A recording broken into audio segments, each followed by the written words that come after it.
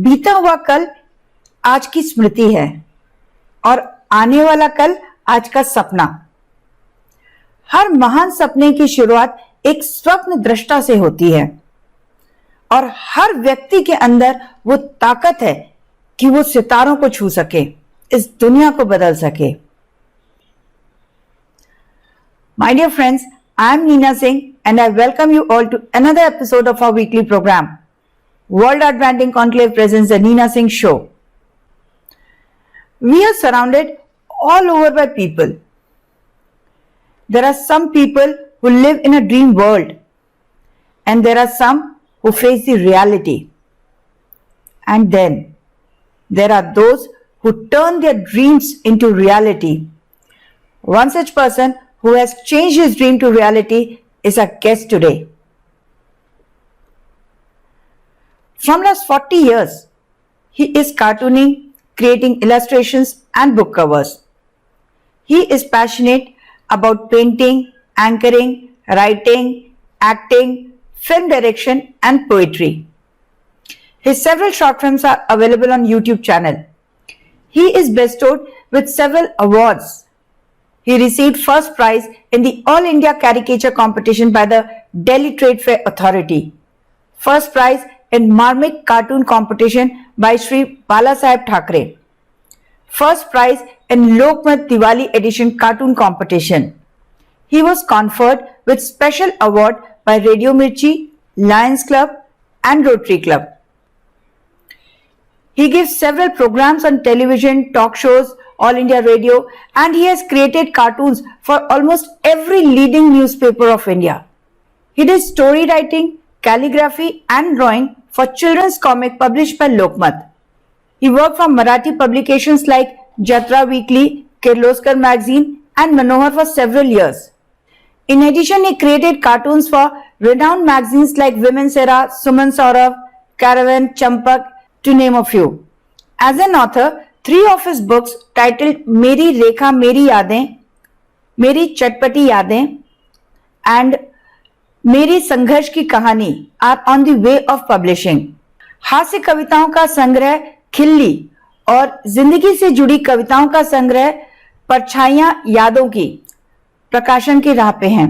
जी हां दोस्तों, मैं बात कर रही हूं पुणे शहर के मशहूर जाने माने कार्टूनिस्ट और आर्टिस्ट श्री खलील खान की. Let's have a look of his wonderful creations.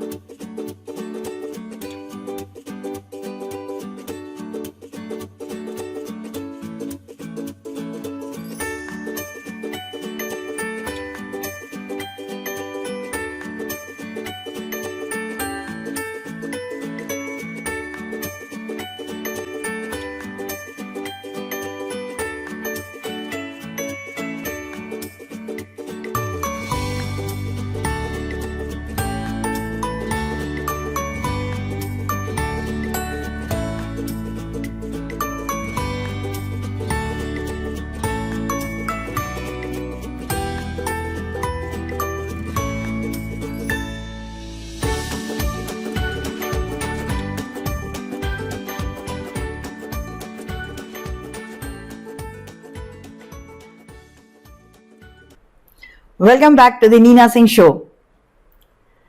आशाहीन हृदय में तरंग भर देती है, छोटी सी उम्मीद निराशा को भंग कर देती है।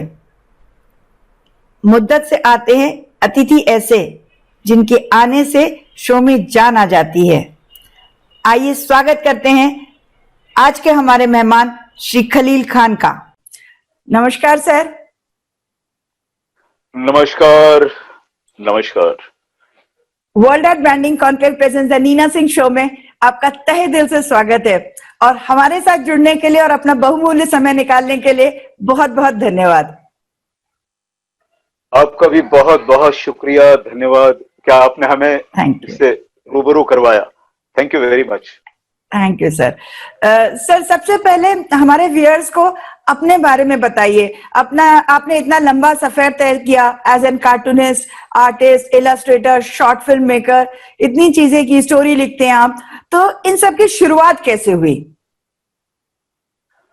यह किस्सा तो बहुत लंबा है। चलिए मैं 1970 से स्टार्ट करता हूँ, शुरू करता हूँ। जरूर जरूर। I am from small town. जी, I am very small, I am from very small town, Barsi town, district Solapur.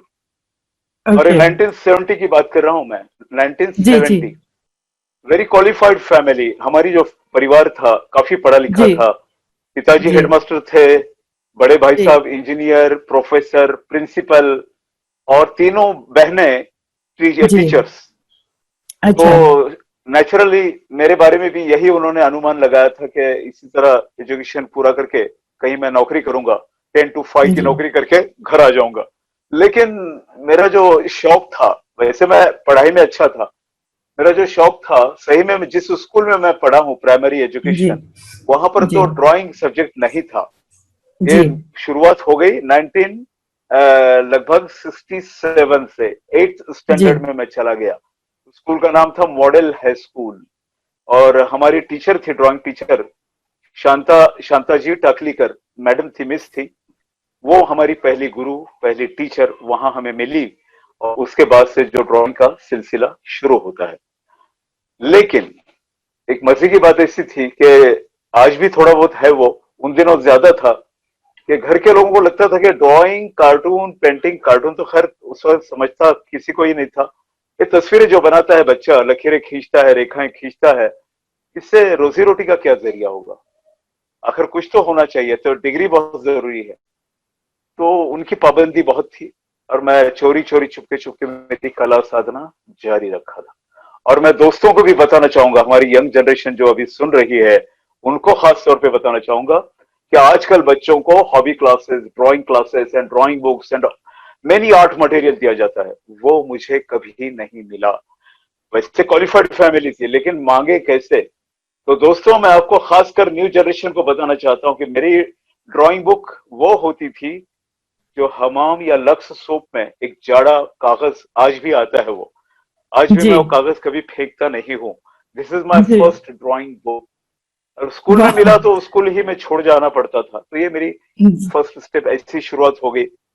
फिर उसके बाद कुछ गलियां ऐसी गुजरी कि मैं, हमारे समय तो आर्ट गैलरी उन दिनों भी नहीं थी हमारे टाउन में, आज भी शायद नहीं होगी।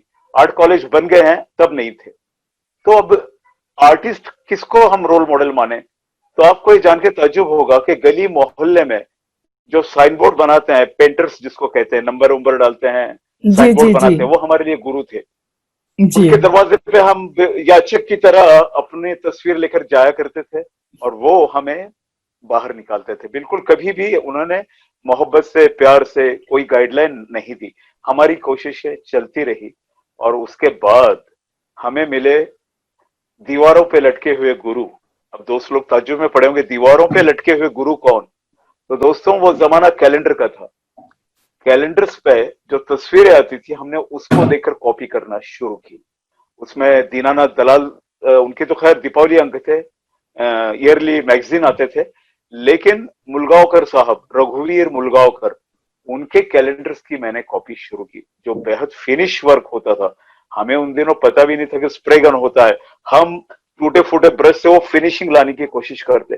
कई घंटों साधना होती, साधना भी ऐसी कि पीछे से कहीं दबंग कोई पंच पड़ सकता है पीठ पे, भाई साहब का या पिताजी का, उससे बचते हुए। जी जी जी हाँ, उससे बचते हुए मैंने ये शुरुआत की। और सही मानों में उस जमाने के जो कैलेंडर आर्टिस्ट रहे, मैं कुछ नाम लेना चाहूंगा। रघुवीर मुलगांवकर, जेपी सिंघल, जो बंजारा गर्ल्स बहुत बनाते थे, जेपी सिंघल और राम कुमार, जो आज के दौर से जुड़ते हैं, अभी वो हैं या नहीं पता नहीं। उनकी पेंटिंग्स बहुत लाजवाब होती थी, पैचवर्क में, बोल्ड भी होती थी, लाइटिंग इफेक्ट बहुत अच्छा होता था, बहुत कठिन जाता था हमें करने में। और एक बात अच्छा कहूंगा कि इसके अलावा नीना जी, इसके अलावा एक और आर्टिस्ट थे, एस एम पंडित, पंडित जी, जी एस एम पंडित, जी देवी देवताओं के कैलेंडर, मेनका उर्वशी के कैलेंडर ऐसे बनाते थे जैसे वो अप्सराएं साक्षात उतर आई हो कैलेंडर पे। और हमारे लिए सबसे मुश्किल सब्जेक्ट होता था, एक तो टूटा फूटा ब्रश।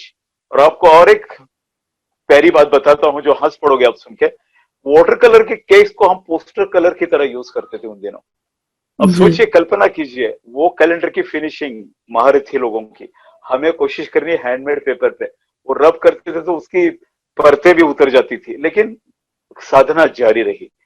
तो मैं आपको बताना चाहूंगा दोस्तों कि हाई स्कूल की कक्षाओं को छोड़ने के बाद जब आर्ट कॉलेज गए, तब जाके हमें Michelangelo, Leonardo da Vinci, Van Gogh, ये जो दिग्गज है जागतिक कीर्ति के लोग, तब हमें पता चले। तब तक हमें एबीसीडी भी मालूम नहीं था। और मैंने जैसे कि बताया, पहला मेरा ड्राइंग बुक साबुन का पेपर होता था, हमाम सोप या लक्स सोप के अंदर का जाड़ा पेपर।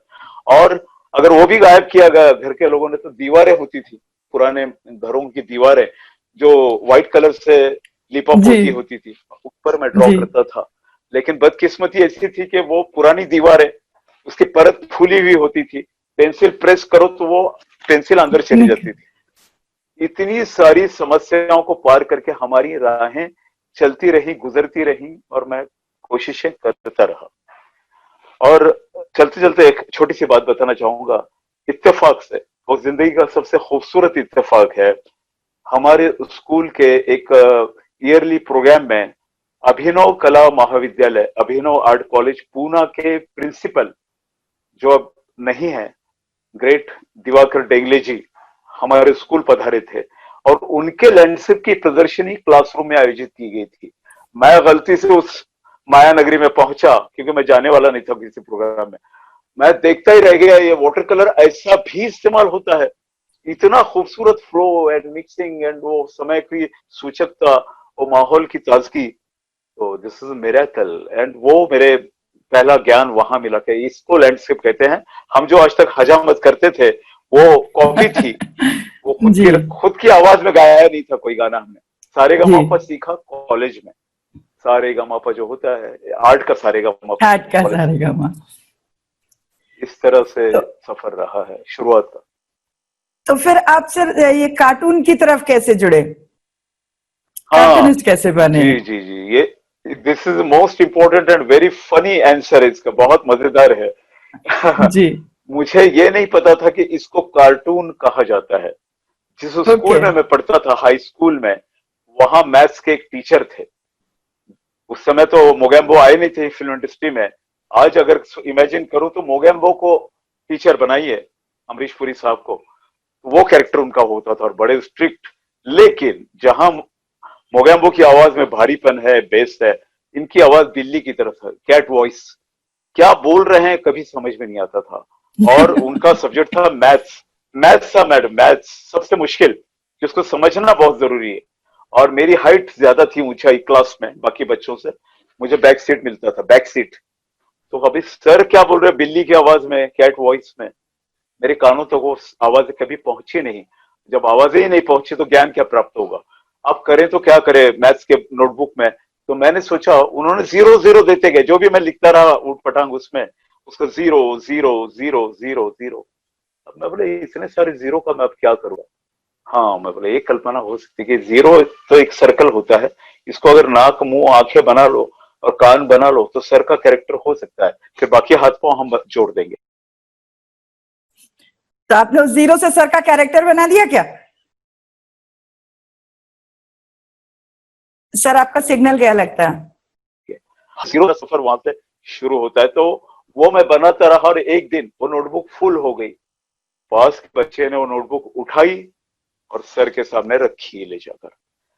वेरी अब मेरी करेक्ट। हालत तो ऐसी होगी जैसे आतंकवादियों के अड्डे में मुझे लाकर किसी ने खड़ा कर दिया, कभी भी गोलियां आ सकती है अपनी तरफ। अब सर ने वो नोटबुक उठाई और जोर से अपने ऑफिस चले गए हेडमास्टर के। मैंने बोला अब शायद ये अपना आखिरी दिन है स्कूल का, इसके बाद पता नहीं मैं रहूंगा भी या नहीं इस स्कूल में।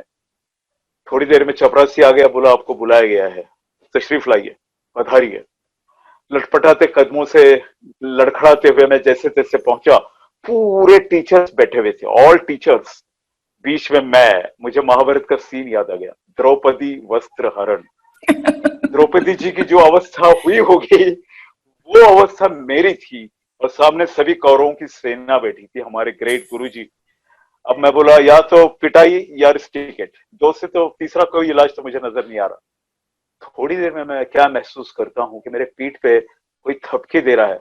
मुड़कर मैंने देखा, मोगेम्बो सर थे हमारे मैथ्स के टीचर। कहने लगे खलील तुम्हारी लाइन तो बहुत अच्छी है कार्टून की, मैं स्पेशली ड्राइंग टीचर से कहूंगा इस सब्जेक्ट पे तुम्हें ध्यान दे, लेकिन इसके बाद मेरे कार्टून मत बनाना।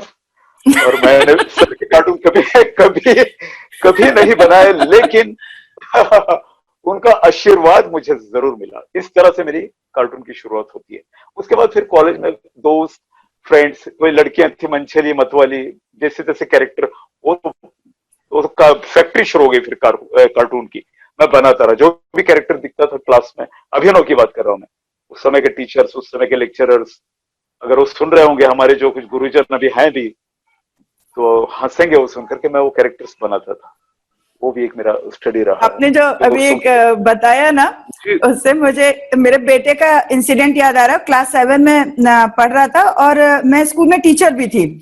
तो इसके ये हिंदी की क्लास के डिक्टेशन की कुछ टीचर जो एग्जाम से पहले जैसे प्रैक्टिस कराते हैं ना, तो डिक्टेशन की प्रैक्टिस करा रही थी। तो वो शब्द बोलती है, बच्चों को लिखना होता है। तो ये जो है लिखने की बकायदा एक्टिंग कर रहा था। तो टीचर को पता नहीं उसके हाव भाव, बॉडी लैंग्वेज से कुछ लगा होगा कि कुछ तो गड़बड़ है। तो टीचर ने जाके देखा, सारे बच्चे अपने डिक्टेशन के वर्ड ले रहे हैं और हमारा बेटा क्या कर रहा था, बैठ के टीचर का चित्र बना रहा था। चित्र क्या, कार्टून ही बना रहा था। उनको सलवार कुर्ता बकायदा उनका ऐसे दुपट्टा डाल के उसने जो बनाया, और जो मैडम का दिमाग खराब हुआ, उन्होंने कॉपी छुड़ाई और फिर मेरे पास लेके आई। तो उसने जैसे मतलब मैम ने दिखा हमें इस बात की खुशी, हमारी परंपरा में एक और आ गया साथी। हमारी परंपरा में एक और साथी हमें मिल गया। और हुआ क्या, सबसे बड़ा ब्लंडर तो ये हो गया कि जब वो लेके आई ना, तो वो एक्सपेक्ट कर रही थी कि मैं गुस्सा होंगी, कि बेटे को भी कान से पकड़ के लेके आई, उसकी कॉपी लेके आई कि देखो ये कर रहा है आपका बेटा। तो मुझे क्या हुआ कि हंसी आ गई, तो मैं हंस दी। अब उसके बाद तो और गुस्सा हो गई कि मतलब बेटे की शिकायत लेके आए, मम्मी खुद की हंसी आ रही। तो बड़ी इंसिडेंट। आज देखिए, आज कलाकार ही है बेटा मेरा, एनिमेशन करा उसने और आर्टिस्ट ही है वो। पर ऐसी वेरी गुड, वेरी गुड, चलिए हमें एक नया साथी मिल गया आज। बिल्कुल वेरी बिल्कुल। Funny memory. लेकिन नीना जी, मैं बताना भूल गया कि बचपन में भी जब मैं 5th स्टैंडर्ड में था, 5th में था, बच्चा था, बेबी, स्मॉल, क्या एज होती है 5th में, तो जो क्वेश्चन पेपर आ गया था वो कार्बन पेपर से लिखा हुआ था, जिसके अक्षर मुझे समझ में नहीं आ रहे थे। वही प्रॉब्लम बचपन में भी था कि आप कोरे पेपर में क्या लिखे हम, जबकि क्वेश्चन पेपर ही पढ़ नहीं पा रहे। मैं बार बार कहना चाहूंगा, पढ़ाई में मैं बुरा नहीं था, पढ़ाई में अच्छा था, लिख भी सकता था, लेकिन क्वेश्चन पेपर समझ में नहीं आता था। और उन दिनों के टीचर सभी मंगल पांडे, मूछ वाले, डर लगता था हमें, कैसे पूछे सर को। आज के बच्चों की तरह ढीठ नहीं थे हम, डरते डरते भी नहीं पूछ पाए। तो अब क्या करें, तो मैंने अपना ही कार्टून बनाया, पसीने में डूबा हुआ, पेन पकड़ा हुआ, और कागज पे मैंने लिखा आंसर पेपर के कि क्वेश्चन पेपर मुझे बिल्कुल समझ में नहीं आ रहा है, मेरी हालत इस कार्टून में जो बच्चा आप देख रहे हैं ऐसी हुई है, ये मैंने दे दिया। फिर वही इतिहास जो अभी मैंने थोड़ी देर पहले बताया, स्कूल में कभी भी इन बातों को पसंद नहीं किया गया, पर हमारी शरारतें या मजबूरियां कहिए, ऐसी कार्टून की राहों से गुजरती रही। तो वो शुरुआत तो गॉड गिफ्ट है, बचपन से ही शौक था, करता रहा। जी। हाँ। तो आप एक प्रोफेशनल कार्टूनिस्ट हैं और अपने प्रोफेशन में आप काफी सफल रहे, बहुत अवार्ड मिले आपको और बहुत सम्मान मिला, बट आपका जो जुनून है वो पेंटिंग है। तो इसके बारे में बताइए कि किस तरह की हाँ थीम से आप वर्क करना पसंद करते हैं और किस हाँ जी, मीडियम हाँ में आप पेंट बिल्कुल, करते हैं, तो इसके बारे में बताइए। जरूर जरूर जरूर। इतिहास के थोड़े पन्ने पलटता हूँ, जीवन के इतिहास के। कैलेंडर आर्टिस्ट, कैलेंडर आर्टिस्ट बनने के सपने उन दिनों हुआ करते थे, जो सबको सबसे ज्यादा ग्रेट लगता था कि इससे बढ़कर और कुछ होगा नहीं। पर जब आर्ट कॉलेज में हमने देखा कि इसका ग्रामर तो कुछ अलग है और जो हम आज तक करते रहे कॉपी थी, तो फिर मैं अपना स्टाइल डेवलप करता रहा करता रहा करता रहा। और मैं ज्यादातर जो अभी करता हूँ, मैं तो वैसे सभी माध्यम यूज करता हूँ, सभी मीडियम्स, ऑल मीडियम। अच्छा।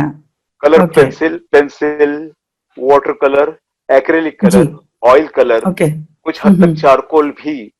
लेकिन ओके। मेरे हिसाब से हम जिस परंपराओं से आए हैं, जिन हम्म। आर्टिस्ट को देखकर हमारा बीता है कल, या बचपन से जवानी तक का पीरियड जो बीता है, वो फिनिशिंग करने वाले आर्टिस्ट रहे ज्यादा। तो मुझे ऑयल कलर पे ज्यादा मजा आता है कैनवस पे करने में, डिटेलिंग अच्छा। बहुत अच्छी दे सकते हैं। और ओके। फ्रेशनेस जब लाना होता है तो डेफिनेटली एक्रेलिक वहां यूज करते ही हैं। और जी। रही सब्जेक्ट की बात, तो मैं तो पोएट्री का मुझे शौक है। गुलजार जावेद साहब को भी पढ़ता हूँ, तो वो माइंड में इतना भरा हुआ है कि वो तस्वीरों में भी झलकता है। तो मैंने जी। पहला सब्जेक्ट चुना था, स्पीड लिया था, speed, 21st century and speed. Okay. इंसान धीरे धीरे रोबोट बनता जाएगा, रोबोट बन रहा है इंसान। जी जी दौड़ता हुआ जी। इंसान, टर्मिनेटर में जिस तरह इंसान से रोबोट बनता है, मैंने हाँ दौड़ते हुए हाँ। कई फिगर बनाए जो कन्वर्ट हो रहे हैं रोबोट में। और ओके। वो अर्थ से भी आगे निकल गए हैं, अर्थ की ग्रेविटी को भी वो अभी कशिश में नहीं आ रहे हैं, ग्रेविटी के कंट्रोल में नहीं है। इतनी तेजी से जमाना आगे बढ़ रहा है, आगे वो एक बढ़ मैंने, रहे हैं जी। प्यारा सब्जेक्ट था मेरा ये, एकदम दिल के करीब था।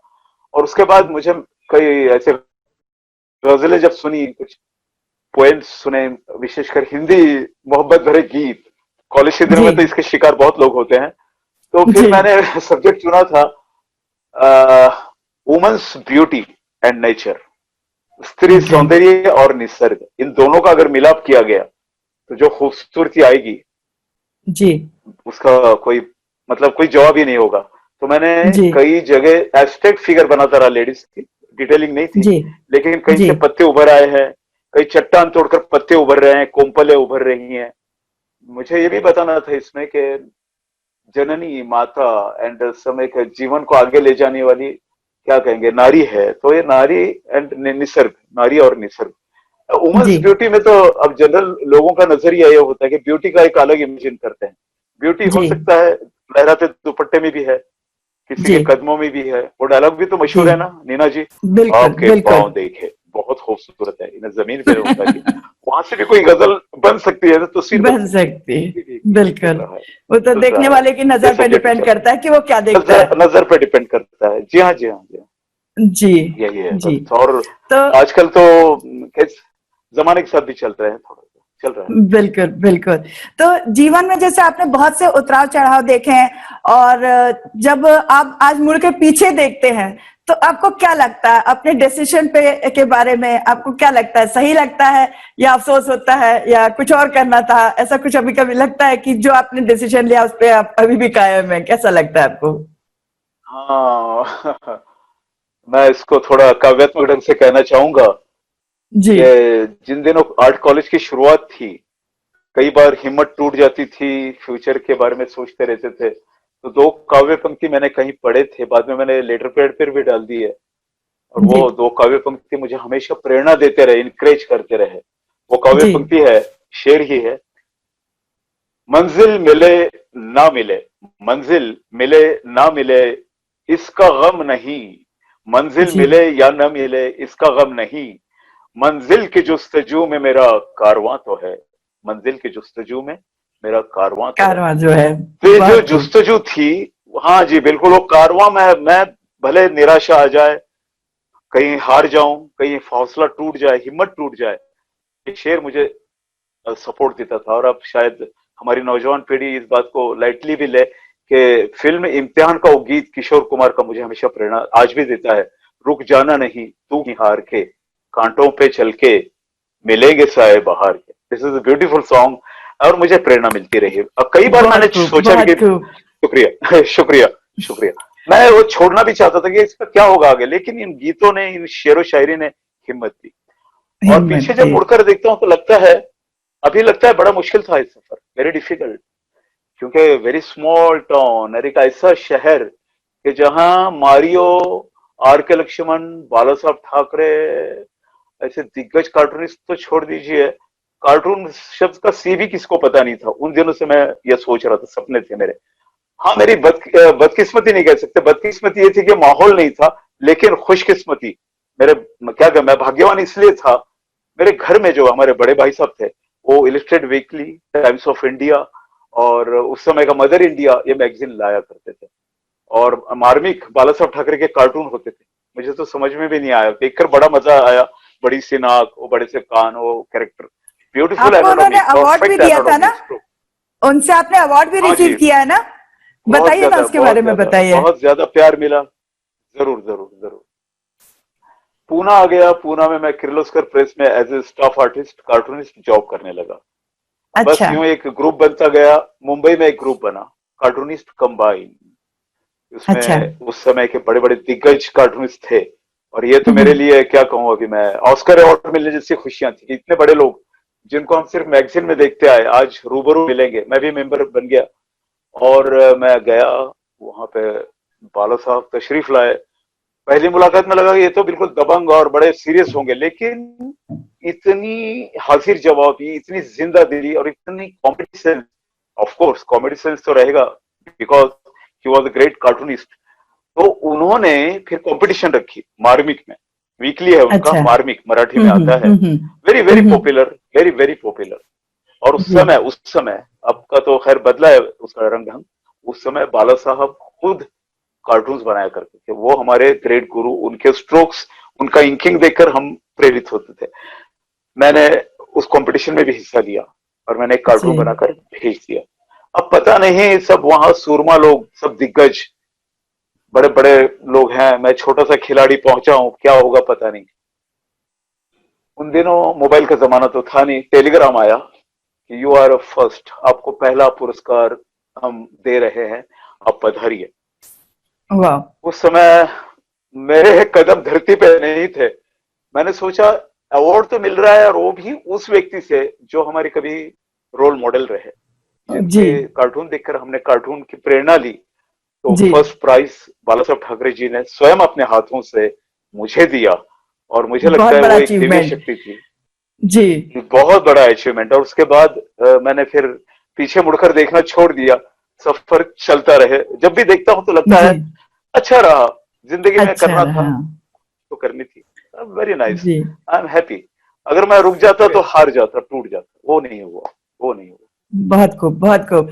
सर, आपकी आपकी आर्ट जर्नी से हटके एक प्रश्न करना चाहती हूँ कि मतलब आप खुद जी चुके हैं ऐसी लाइफ की, आर्टिस्ट की लाइफ काफी संघर्ष से भरी हुई होती है। और तो जो पेरेंट्स होते हैं वो अपने बच्चों को पारंपरिक जो कन्वेंशनल करियर ऑप्शंस होते हैं उसी के लिए वो इंसिस्ट करते हैं। तो क्या आप समझते हैं कि वो सही है। सही करते हैं? क्योंकि पेरेंट्स को पता होता है कि आगे क्या है, कितना डिफिकल्ट है, और हर माँ बाप चाहते हैं कि उनके बच्चे को एक सिक्योर जॉब मिले, फाइनेंशियल स्टेबिलिटी रहे। तो ऐसे में कोई बच्चा अगर वो आर्ट को एज ए करियर चुनना चाहता है तो आपकी क्या रिकमेंडेशन है? मैं इतना ही कहूंगा, बच्चे का टैलेंट अगर है उसमें, उस फील्ड में, चाहे वो क्रिकेट हो, पोएट्री हो, लिरिक राइटिंग हो, या पेंटिंग हो, कार्टूनिंग हो, तो डेफिनेटली बच्चे को वहीं पर आप बढ़ने दीजिए आगे उसी फील्ड में। तभी वो जाकर चमकेगा, स्टार बनेगा, स्टैब्लिश होगा। हाँ, आपने अभी जो कहा कि आमदनी और स्टैब्लिश होने की बात, तो 1970 के 70 80 तक भी ये मौसम जरूर रहा कि पता नहीं फिर आगे क्या होगा, लेकिन वो मौसम अब बदले हैं। जी हाँ, जी, जब से ये फॉरेन कंपनीज कोलैबोरेशन आ चुका है, आईटी में एनिमेशन इंस्टीट्यूट बड़े बड़े आ गए हैं, जी, एनिमेशन की दुनिया में नई हलचल आ गई है। अब तो जी, वो किसी कॉरपोरेट की तरह जीने लगे हैं ये लोग। आपको मैं बात बता दूं नीना जी, मैं बाहर की एग्जाम्पल तो नहीं दूंगा।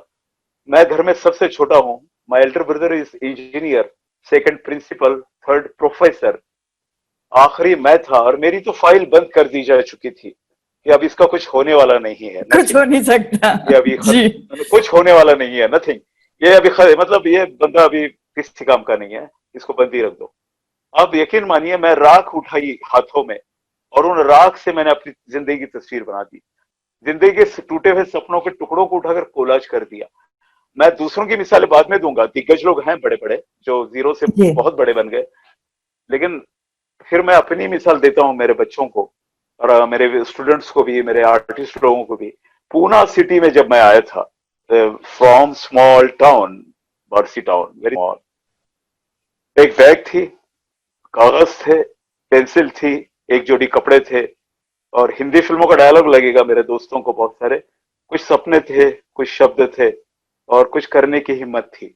इतना लेकर आया था। और उसके बाद दोस्तों, हालांकि मुझे बताना कुछ वो पराक्रम नहीं लगता है, आर्टिस्ट का पराक्रम आर्ट में होता है, लेकिन अब मैम ने वो सवाल किया है तो मैं उसी ढंग से वो जवाब दे रहा हूँ कि एक जीरो से आया हुआ कलाकार, कलाकार भी नहीं, कला का मुसाफिर, आज एक bungalow, car, flat and well settled office city में, इतना सब कुछ मैं अगर कर सकता हूँ तो दूसरों की मिसालें दूंगा ही, लेकिन मेरी खुद की मैं मिसाल देता हूँ।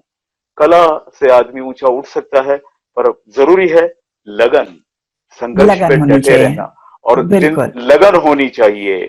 बिल्कुल। और संघर्ष के बहुत सही किसी बात है। भी बिजलियों से डरना नहीं है, कदम आगे बढ़ाते रहिए। आप पीछे हट गए, फिर आप हार गए। खुद को परखिए, बिल्कुल खुद को सही नापिए, बात है। तोलिए, अपने आप को प्रेजेंट कीजिए। और आखिरी बात कहूंगा, जैसे आपने अभी अभी कहा कि माता पिता इजाजत नहीं देते हैं, अगर ऐसे ही होने लगा तो दूसरी लता मंगेशकर, दूसरा सचिन तेंदुलकर, दूसरा शाहरुख खान, दूसरे अमिताभ बच्चन आएंगे कहां से? किसी को तो चैलेंज लेना ही होगा। वो चैलेंज लोगे और उसमें डटे रहोगे, आखिर तक लड़ोगे, तो जीत सफल आपकी जरूर होगी। होगे। आप जीत बिल्कुल जाओगे, जीत होगी। सफल बिल्कुल जरूर जरूर बिल्कुल। होंगे। कोई रोक नहीं सकता सफल होने से आपको। कितने बिल्कुल। मिसालें दूं मैं? चलिए अब एक फिल्मी मिसाल देता हूं। आज से 60 साल पहले साहनेवाल गांव से एक लोअर मिडिल क्लास, वो खुद बताते हैं, एक नौजवान निकला हिंदी फिल्म का हीरो बनने के लिए। इमेजिन कीजिए, 60 साल पहले, वो तब का जमाना, राज कपूर साहब एक इंडस्ट्री खुद, दिलीप कुमार साहब, जी। देवानंद साहब, राजेंद्र कुमार, जुबली स्टार, बात के तो राजेश खन्ना वगैरह। वो महाशय उस समय आ गए जबकि एक छोटे से गांव का लड़का, पढ़ाई भी कितनी छोटी सी हुई होगी, एंड ही इज मैरिड, उस समय वो शादीशुदा थे, वैसी हालत में वो आ गए। और धर्मेंद्र के नाम से जो इतिहास उन्होंने रचा है, उसके बारे में मैं क्या कहूँ। पूरा बिल्कुल। इतिहास आपके सामने है, मेरे दोस्त भी जानते होंगे, सभी लोग जानते हैं। तो ये जी। होती है लगन, ये होता है संघर्ष, ये होता है जमे रहना। हो सकता है, बहुत सही पर कहा आपने। मौका देना चाहिए, मौका जी। देना चाहिए, पेरेंट्स में जी। मौका देना चाहिए। जी बिल्कुल। जो पेरेंट्स सुन रहे होंगे तो वो जरूर इस चीज को समझेंगे। और बिल्कुल बिल्कुल बिल्कुल बिल्कुल। बिल्कुल जी। क्योंकि जो हमारे साथ आर्टिस्ट भी जो होते हैं, वो भी भाई अपने जीवन में पेरेंट्स या तो होने वाले होते हैं या हैं, ऑलरेडी हो रहते हैं। चुके हैं। तो सही है, बिल्कुल सही है, हाँ। तो वो सही है, इन चीजों सही को बात। समझेंगे। हालांकि पूना का माहौल अलग है और बाकी इंडिया के बाकी शहरों का जो माहौल है ना आर्ट को लेके, वो अलग है। पूना के जी। मैंने देखा है जो आर्ट को लेके लोगों का नजरिया बहुत ब्रॉड है। यहाँ के मैंने देखा, बहुत सारे जी। पेरेंट्स को देखा, उनका जी। नजरिया बहुत जी हाँ, ब्रॉड जी है। हाँ, जो अपने स्मॉल टाउन के जी लोग हाँ। होते हैं ना, उन्हीं का नजरिया आर्ट को लेके बहुत अच्छा नहीं होता है। हम लोग जबलपुर नहीं में है, तो बाप बेचारों रे, की गलती आर्ट भी का नहीं तो है, नाम ले लो, उनकी गलती नहीं आर्ट का तो नाम ले लो तो मतलब इतनी बड़ी बेइज्जती हो जाए, मतलब इतना बुरा है। ट्रीटमेंट करते थे, मतलब आर्ट का तुम नाम नहीं ले सकते। सही है, सही, ये हाल है। सही बात है। तो लेकिन पूरा सर, की बात की आपने, बात बिल्कुल सही है। यहाँ पे hobby classes, drawing workshops, art galleries बहुत बढ़िया चलते हैं, नहीं, रिस्पॉन्स आर्ट भी को मिलता एज है, अ खुद प्रोफेशन, पेरेंट्स लेते हैं। हॉबी क्लासेस की मैं बात ही नहीं वाह। कर रही हूँ। हॉबी क्लासेस तो सब जगह चलते हैं, हॉबी क्लासेस की बात बच्चों नहीं को कर रही बोल हूँ रहा मैं। हूँ, छोटे बच्चों। लेकिन जो आर्ट के लिए एक रिस्पेक्ट होता है ना, आर्ट के प्रति जो है, या आर्टिस्ट के जी जी प्रति जो एक रिस्पेक्ट जी होता है, वो पूना में अलग लेवल जी। का है।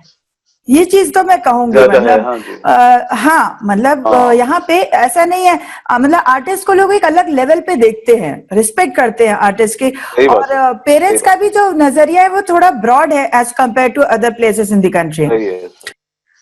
हाँ, मैं पेरेंट्स से एक बात कहना चाहूंगा।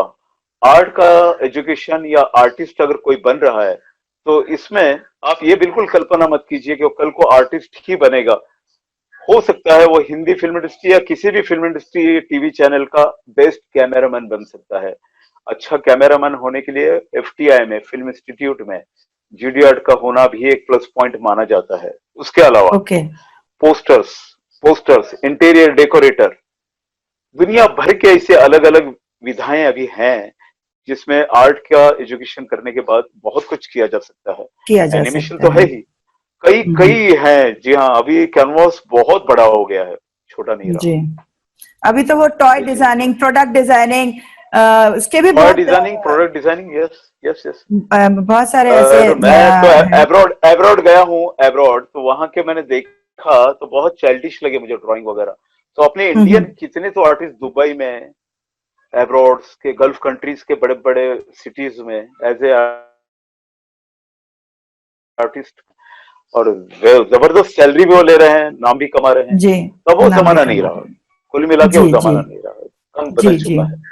जी। जी सर, पत्थर के शहर में एक लम्हा यादों का जी ऐसा जी जी। आपका एक हाँ हाँ। आपकी कविताओं का एक संग्रह है, तो जी उसमें जी से जी। कोई कविता सुनाइए सर, हाँ, अपने के स्टाइल में लेकिन। जरूर जरूर जरूर।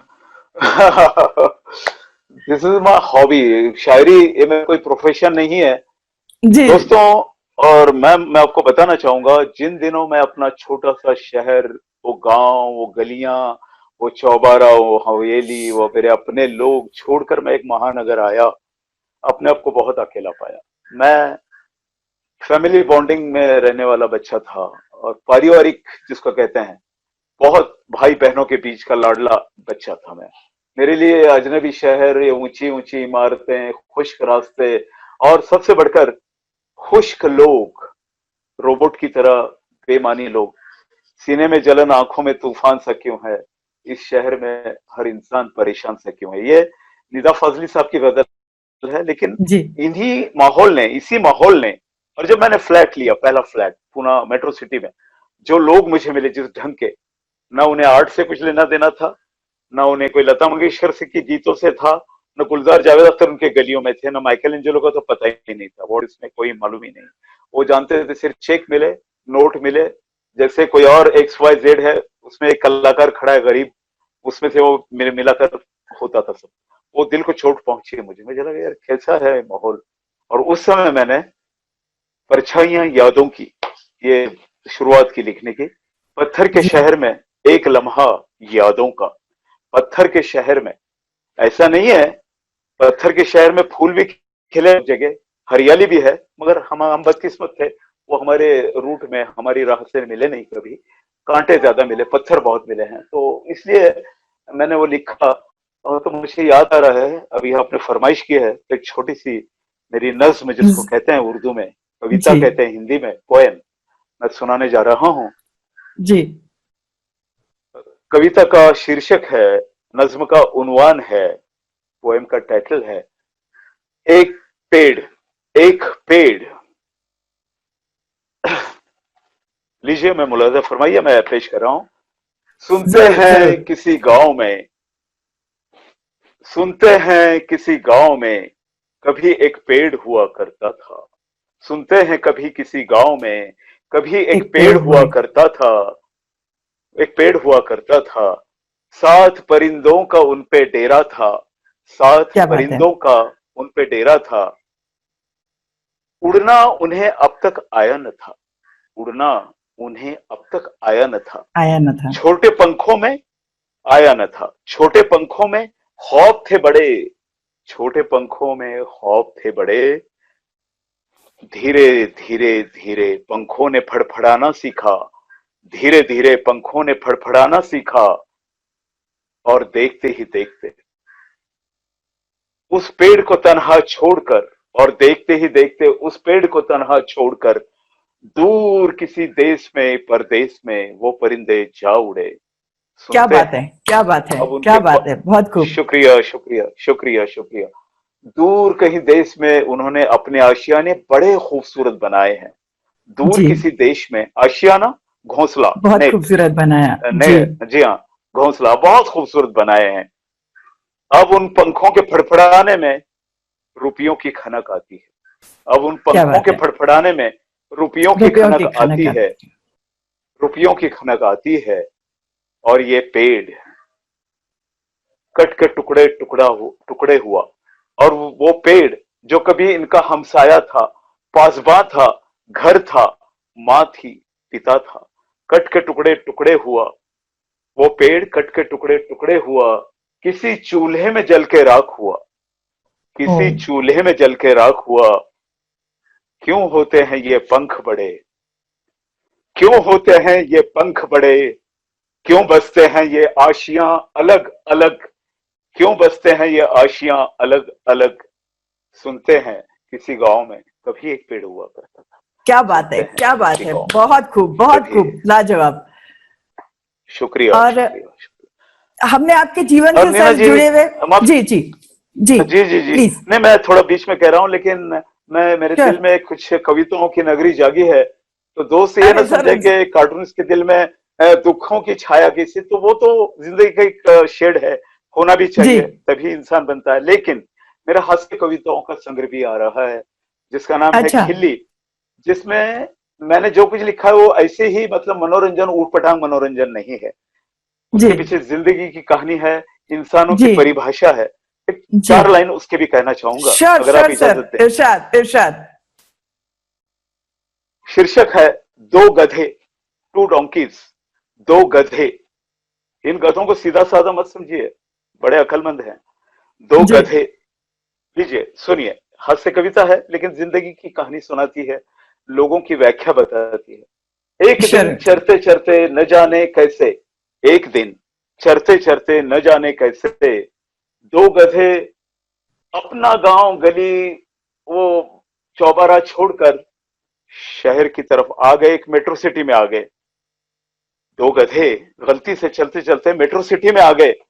उन्होंने नजर उठा के देखा, मेट्रो सिटी में दंगा चल रहा था, दंगाइयों ने दंगा शुरू किया था।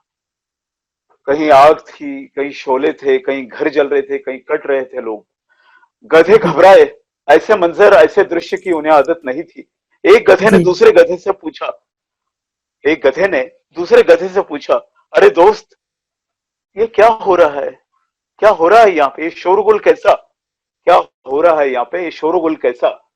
दूसरे गधे ने शांत होकर कहा, घबराने की कोई बात नहीं है, इंसान है, इंसान है, गधे बनकर लड़ रहे हैं आपस में। इंसान है, क्या गधे बात बनकर है, आपस में लड़ रहे हैं।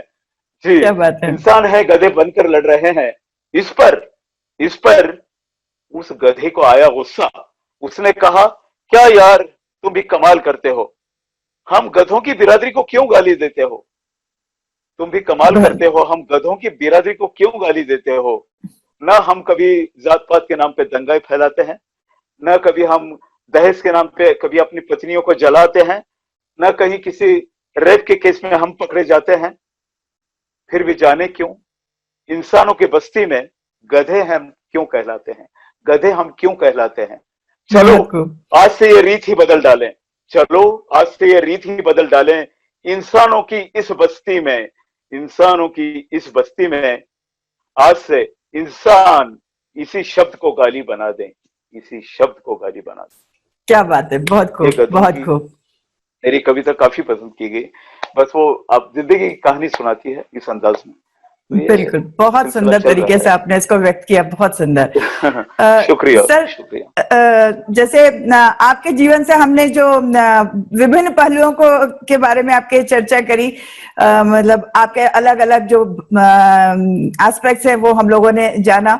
लेकिन खलील खान को एक मौका मिले तो वो कौन सी जिंदगी जीना चाहेगा? कार्टूनिस्ट, पेंटर, पोएट या राइटर? आपने इतना मुश्किल सवाल पूछा है कि 4 और बच्चे क्या, हों तो और माता को इंटेलिजेंट मम्मी लोगों से डैडी को मुश्किल पूछा सवाल कि ही सबसे पूछना प्यारा चाहिए। कौन है, तो नहीं, मैं कोशिश करता हूँ जवाब देने की। मैं चाहता हूँ पर आपको एक ही चुनना है। वैसे तो मेरी, अच्छा, लेकिन आपने एक नाम नहीं लिया क्या? I am interested in anchoring and radio jockey. Radio का भी एक सपना रहा है कभी। जी चलिए, जी हाँ, वो भी एक सपना रहा है। सपने तो जी हजार होते हैं, सब पूरे होते नहीं जी है। जी जी जी एक बात कहना चाहूंगा कि मैं दोबारा अगर कुछ बनना चाहूँ, मुझे लगता है कि मैं एक ऐसा संपन्न इंसान बन जाऊं कि इन सारी कलाओं को मैं आसानी से सीख पाऊं और कर पाऊं। इतना संपन्न और सूझबूझ वाला और कला प्रेमी इंसान मैं बन पाऊं, ये बनना मुझे ज्यादा अच्छा लगे, ताकि मैं दोबारा ये लगन जो है मेरी, मैं कर पाऊंगा। अगर फिर क्या संघर्ष बात करना है। पड़े तो पता नहीं, उस लड़ाई में कुछ स्टेशन छूट सकते हैं। तो जी संपन्न और एक सुखी जिंदगी कलाकार को मिले, ताकि वो अपने अधूरे सपने पूरे करें। पूरे कर हर सके। कोई सपना तो बहुत पूरा नहीं से। हो सकता है, लेकिन कोशिश जी तो जरूर करें। बिल्कुल कोशिश करें। बिल्कुल। सर, जो हमारे द नीना सिंह शो के जो दर्शक हैं, उनके लिए एक डेमो के माध्यम से कुछ बेसिक टिप्स शेयर करिए आप, जो जरूर जरूर कार्टून के, जरूर प्लीज। जरूर जरूर जरूर। जी आप, आपके और हमारे प्यारे प्यारे दोस्तों के चाहने वालों के लिए, लफ्जों में तो बहुत बातें हो गई, शब्दों में बातें हो गई, अब थोड़ी रेखाओं में, लकीरों में भी कुछ जी बात करेंगे। और जरूर हाँ, जरूर। मैं बताना चाहूंगा दोस्तों को, जी खास तौर से बताना चाहूंगा कि मैं स्पेशली, जनरली, ड्राइंग बोर्ड जी यूं होता है, एंड उस पर पेपर होता है, साथ में रोटरिंग पेन होता है, इंक पेन होता है, ब्रश होता है। कहने का मतलब ऑपरेशन के सभी हथियार होते हैं, तो वो ऑपरेशन सक्सेस होता है।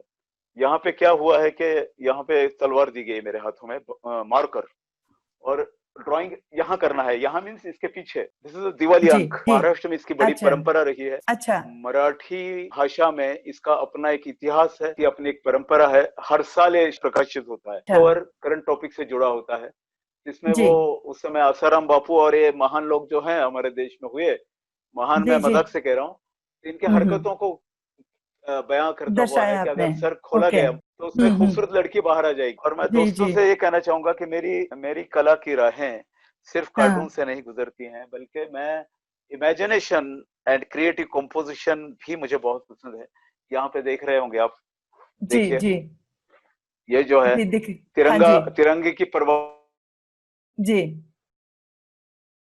करने के बजाय लोग ऐसी डिमांड करते हैं कि चार्ली जी चैपलिन अगर आ गया स्क्रीन पे तो कॉमेडी ही करना चाहिए, लेकिन उसके जी कॉमेडी जी। के पीछे आंसू थे, ये जरा दिखाई नहीं देते हैं लोगों को। एनीवे, सही बात ये है। भी उसी जी से जुड़ा हुआ है, ये भी उसी जी से जुड़ा है। स्ट्रोक में मैंने किया जी था, दिस इज जी and this Diwali issues police times, कोई बंजारा गर्ल की तरह है यहाँ, जी अगर आप देख सकें इसमें। जी जी जी, ये मेरा, जी। जिन्होंने मुझे पहला ब्रेक दिया था पूना सिटी में, फर्स्ट अच्छा। ब्रेक इन पुणे सिटी, हाँ जी। हाँ हाँ। जत्रा वीकली, यहाँ से मेरी जी जी। शुरुआत होती है। अच्छा। महाराष्ट्र के हर गांव, हर घर तक पहुंचाने का श्रेय इस वीकली को जाता है। जत्रा ओके। मोस्ट पॉपुलर वीक उन दिनों में हुआ करता था, मैं पुराने दिनों हम्म। की बात कर रहा हूँ। और फिर मैं जी। जिस जहां पब्लिकेशन में मैं जॉब कर रहा था, Kirloskar press, as hmm. A staff artist, तो मुझे काफी अच्छा हम्म। मौका मिला। जी इलस्ट्रेशंस, बुक कवर्स, वो सब जी। मैगजीन कवर मैं करता रहा। पूना के, और मुझे लगता है महाराष्ट्र के कई शहरों में है, महाराष्ट्र से हम्म। बाहर भी होगा, जी लोकमत, डेली नो लोकमत का ये जी। कॉमिक्स आया करता था, बच्चों का कॉमिक्स।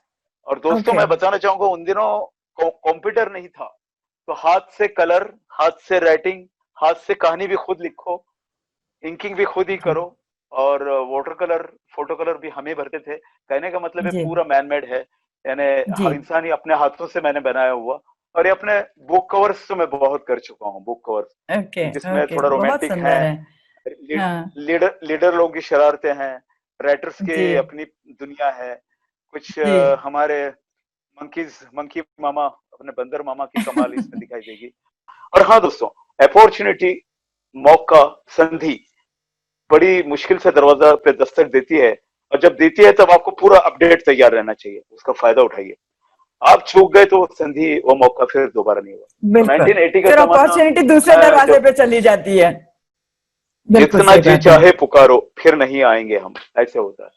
तो चलिए, जी आपने रेखाओं की बात की है, कुछ रेखाओं को जी अभी यहाँ पेश करते हैं आपके जी लिए, जी स्पेशली हमारे चाहने वालों के लिए, जी देखने वालों के लिए। जिन दिनों मैं आर्ट कॉलेज में था, उन दिनों वर्ल्ड डिस्ने साहब बहुत छाए हुए थे, अब भी हैं, जी वो तो जी रहेंगे। तो उनका मिकी माउस मुझे बहुत पसंद आता था। शुरुआत में मैंने अपने कार्टून का सिंबल बनाना चाहा था डोंकी को, लेकिन प्रॉब्लम ये हो गई कि अगर बेडरूम का कोई जोक है या ड्राइंग रूम का है तो वहां डोंकी कैसे बताएंगे, वो नहीं आता था बताने। ये प्रॉब्लम रही। फिर मैंने सोचा मंकी लेते हैं, चलो अपने पुरखे ही हैं, मंकी को लेते हैं। फिर वही प्रॉब्लम आने लगी कि कोई घूमने निकला मॉर्निंग वॉक पे, मंकी लेकर कैसे जाएगा वो बाहर। तो फिर मैं सोचा अभी क्या करें, कहाँ किसको ढूंढे। तो हमारे गुरु ग्रेट बाला साहब ठाकरे जी ने भी सजेशन दिया था मुझे, और ये सिंबल उनको पसंद भी आ गया था। तो वही जी सिंबल जो मेरे हर कार्टून में होता है मैं यहाँ ड्रॉ कर रहा हूँ। ओके नजर हमेशा चौंकी हुई होती है, और जनरली जब कोई ऑफिसर या कोई वीआईपी कोई घपला करता है, तब ये छोटे महाशय चौंक कर उनकी तरफ देखते हैं, मानो वो कह रहा है ये कि मैं तो एक छोटा सा जानवर हूँ, कभी ऐसी गलती करता नहीं हो, आप तो इंसान हो, मगर ये सारी खताएं सारी गलतियां आप किए जा रहे हो। This is my symbol, all cartoon. थोड़ा इसमें जिंदगी में रंग हो न हो, कुछ स्केच में रंग भर देते हैं हम, कोशिश करते हैं। अब यहाँ जो भी कलर है, एक पैच यहाँ भी होता है जो मैंने बनाना भूल गया गलती से, ये यहाँ भी एक पैच होता है। एक डेमो के समय किसी लड़की ने सवाल किया था मुझसे कि सर ये पैच का क्या रीजन है, इसमें कुछ कहना है क्या आपको। तो मैंने जवाब दिया था, अशकों में जो पाया है वो गीतों में दिया है, अशकों में जो पाया है वो गीतों में दिया है, और निरमा पाउडर ना होने की वजह से ये डॉगी के बॉडी पे 2 पैच रह गए हैं, आप देख लीजिए। क्या बात है। शुक्रिया। वो इंस्टेंट सूझती है कुछ बातें। जी जी इस तरह से ये मेरा सिंबल होता है जो हर कार्टून में आपको नजर आएगा। और अब वो ओके इतना मशहूर हो गया है ये कि अगर जी मैं नीचे अपना नाम ना भी लिखूं तो लोग ढूंढते हैं डॉगी डॉगी कहाँ है। अगर ये डॉग नजर आता है, स्मॉल डॉग डॉगी, तो ये तो खलील खान डॉगी का का नाम कार्टून क्या है, होना इस चाहिए कैरेक्टर का था। नाम क्या रखा आपने? इसको पपी पपी कहते हैं पैर से, अभी पपी कहा। मराठी लोग कुछ और नाम देते हैं, मराठी भाषिक जो हमारे दोस्त हैं उसको जी मैंने अलग नाम दिया है। गोंडिया भी कोई कहता है, गोंडिया कहता है, बट गोंडिया नाम मुझे किसी डॉन डॉन के कैंप के गुंडे का लगता है, तो मैंने बोला जैसे puppy is a sweet name, puppy नाम स्वीट अच्छा नेम, रहेगा। हाँ लाइक बहुत दिस क्यूट कुछ है। ऐसे एक कैरेक्टर है। जी, ये एक कैरेक्टर है। उसके बाद मैं बताना चाहूंगा कि 1981-82 में मैं किर्लोस्कर पब्लिकेशन में as a illustrator staff artist था। उन दिनों मुझे कहा गया कि हमारे लास्ट पेज के लिए कोई कार्टून स्ट्रिप बनाओ, कोई कैरेक्टर खड़ा करो। तो मेरे दिमाग में एक बात आ गई कि एक जी ऐसा हम कैरेक्टर बनाएंगे जी कि शायद वो मिडिल क्लास तो हो और सभी के समझ में आ जाए। आई मीन सब परिवारों को लगे वो अपने करीब का इंसान है, कोई मिडिल एज है। जी तो सीनियर पर्सन मैंने बनाया था, ओल्ड मैन, हम्म महाराष्ट्रियन ओल्ड मैन। हम्म लेकिन उनकी उम्र पे मत जाइएगा, जी उम्र पे मत जाइएगा। एवरग्रीन बुढ़ापा है ये, यानी बिल्कुल उनके सभी जोक एवरग्रीन होते थे। अब मैं जोक तो नहीं कर पाऊंगा, कैरेक्टर सिर्फ बना रहा हूँ। और इस कैरेक्टर जी का नाम था मराठी में तात्या। तात्या मीन्स दादा कहते हैं, बड़े भैया, दादा, या क्या बोलेंगे, उस्ताद, या क्या बोल सकते हैं, बाबा जी, जस्ट लाइक बाबा जी। लाइक ओके बड़ी बड़ी मूछें, व्हाइट कलर की मूछें होती थी, and very fat fat fat look. एक जैकेट ऐसे होता था। आप ठीक से देख पा रहे हैं सभी लोग? हाँ हाँ बिल्कुल दिखाई दे बिल्कुल रहा है आपको? बिल्कुल बिल्कुल जी जी। अब तो फिर ये इस तरह का एक कैरेक्टर होता था।